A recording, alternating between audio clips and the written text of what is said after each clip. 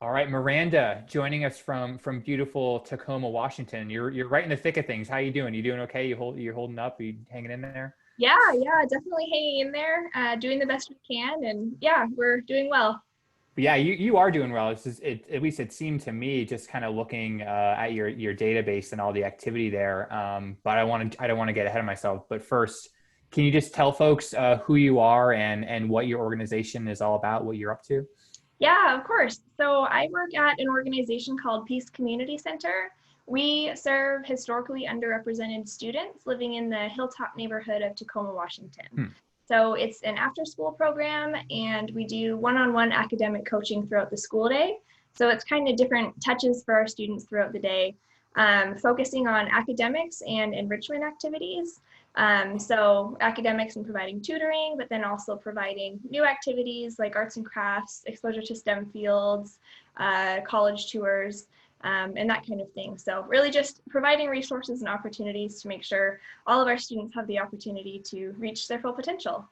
Awesome. And Yeah, it yeah, seems like good work. And thank you. I'm guessing things have impacted you, not just on the fundraising side, but also on the program side. I assume the schools are closed, so that probably had an impact on you. What's that been like? Yeah, it's definitely been something that our program staff have been doing a really great job adapting to, especially as new changes are coming out. So I don't know where people are viewing from, but in Tacoma, Washington, all of our schools are closed. Hmm. And so all of their students are at home trying to learn through different ways. And so our programs have really adapted to doing still providing services, but making sure that it's a safe way to do it. At the high school level, it's all about high school is a little bit easier because our academic coaches can still text and call, and so they're still getting the tutoring. And then our younger students at elementary and middle school, our staff have just been calling families, making sure whatever needs we can really provide for are being met.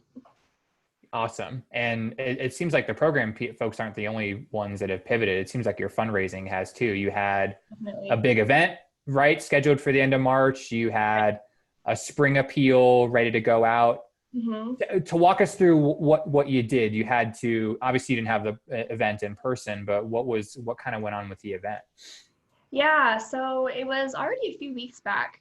I think it was around the 13th or the 15th was when things got really serious in Washington around COVID. And so we were starting to have conversations. Do we cancel it? Do we go ahead and go forward with it? Other organizations had started canceling their big events, and other just big community events were being canceled. Hmm. But then around the 13th or 15th was when our governor declared the ban on gathering of large gatherings of 250 or more. So Yeah. the decision was made for us, Yeah. right? So easy, easy the decision. We're not going to have a big event like normal. But we started to have conversations about what to do instead.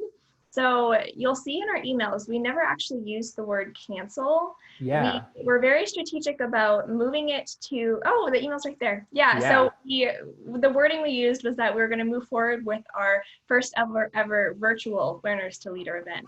So really Okay. what that means is, so when at the point where we had to make this decision about the event, we were about 2 weeks out. The event was Wow. supposed to be on March 27th. And so we already had all the speakers lined up. Everything was already ready to go. We had a really great program prepared. And so what we did instead was we just took videos of everybody who was supposed to speak at the event. And so Hmm. our goal with this was really to still have the event and make the donors feel like they were still part of this event, still saw what we had in store and had prepared, but through a series of videos that they could watch whenever Wow. convenient. So I know other organizations have done things like click and log in at a certain time, and we're still going to do Right. an event. We didn't do it live. We just chose to publish a series of videos on our website and through the emails. So each email had a different video of somebody who was supposed to speak at our event. Very cool, which kind of, it seems like expands sort of the shelf life, if maybe that's the right word, of the event. So Yeah, that it seems like it became more accessible to people, right? right. Yeah. And this way we thought that maybe we could reach some more people, reach a bigger audience, and still not give the impression that the event was canceled. We still wanted this date, March 27th, to be on people's calendars. And so we just used that date as a deadline goal for reaching our fundraising goal. I get it. So those were the goalposts from the not cancellation email to the scheduled event. You had a series of these emails, and what Right.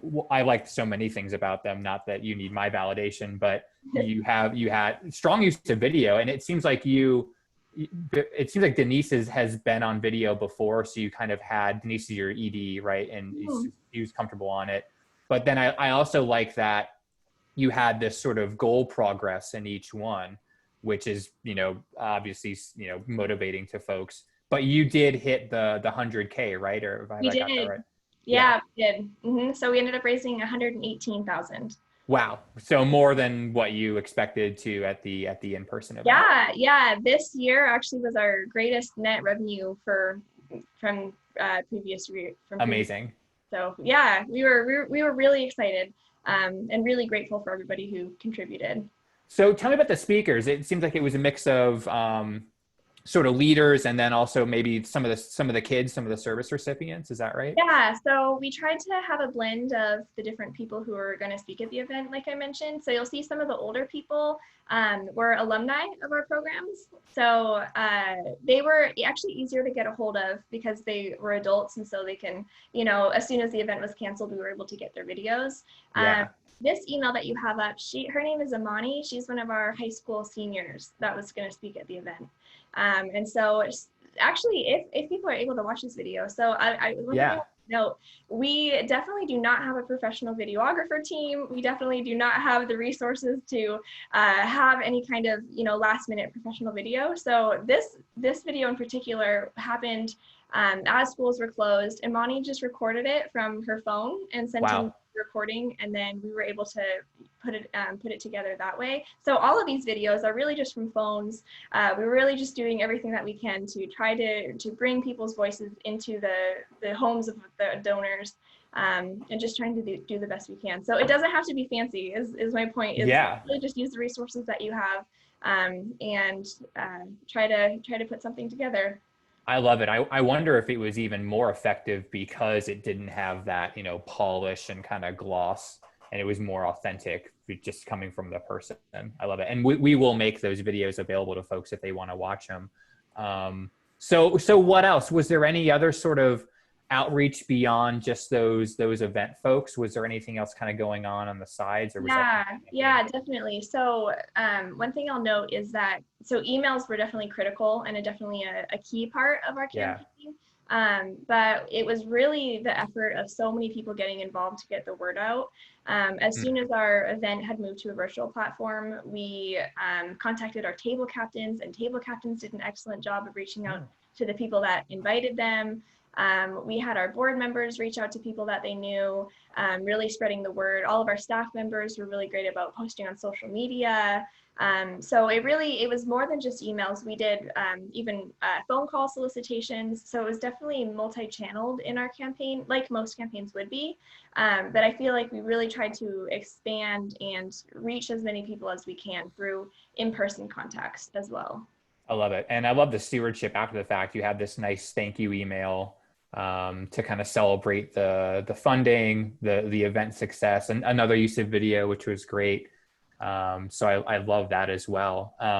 Miranda, the main reason I want to talk to you was I think a lot of folks, maybe they have April events or May event. We're recording this in early April. Maybe they have events coming up and they're not sure if they should cancel them or maybe try to turn it into something else like you do.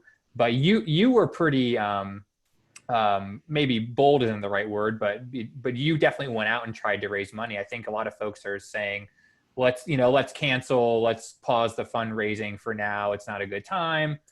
But it seems like you tapped into some generosity. What would you say, maybe to close it out, to someone that's maybe on the fence about being proactive about fundraising?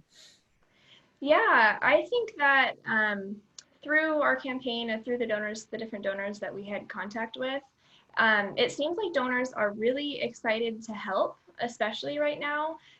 So if people are on the fence about it, I would say yes, go ahead and ask.